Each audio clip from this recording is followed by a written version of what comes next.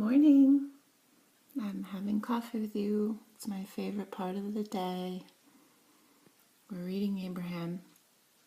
I'll see what I can glean out of it for you. Your ability to imagine will help the next logical steps come to you faster. Work the bugs out in your imagination. You don't have to build little things and bigger things. You can do it all in your mind. We're not talking about the next logical action step. Use your imagination until your big dream feels so familiar that the manifestation is the next logical step. Okay, so there's a few parts in here I want to talk about. One, your ability to imagine. For me, this is actually how we manifest things. For me, I've always said to myself, you get what you picture. You get what you picture. Not what you say, not what you do. You get what you picture in your mind, because you know that you can say things you don't mean and do things you don't mean. But when you have these pictures in your mind, that's what ends up becoming.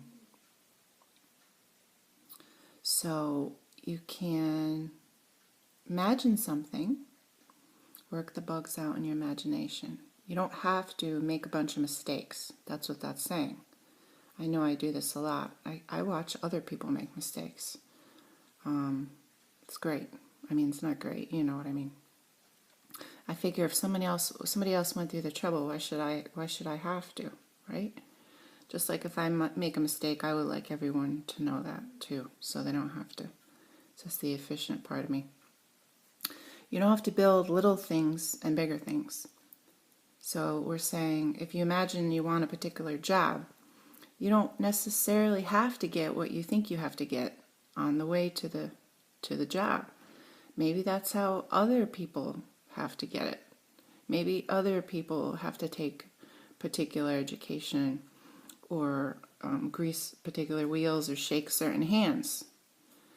You don't necessarily have to do that. You can go right to the bigger thing. You can do it all in your mind, they're saying. Because you know why? I know some people like explanations, and I think they deserve them.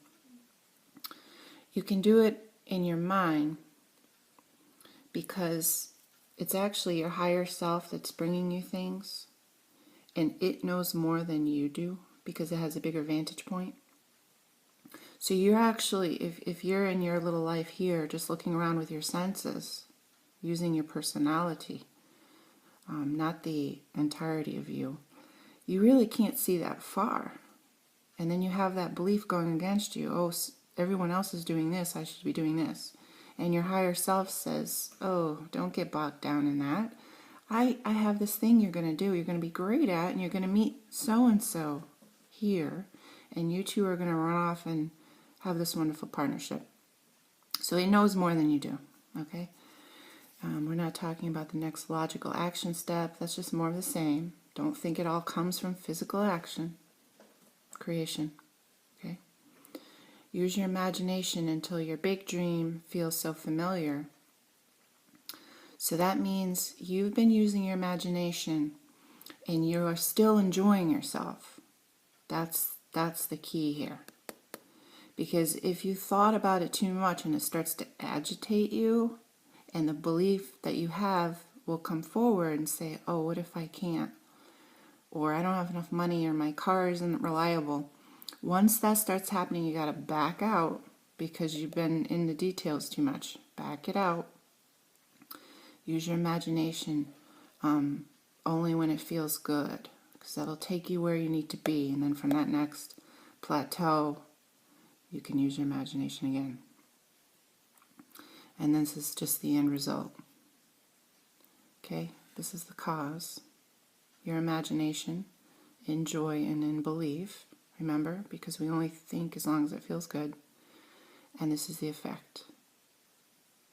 This is just a natural effect, this manifestation.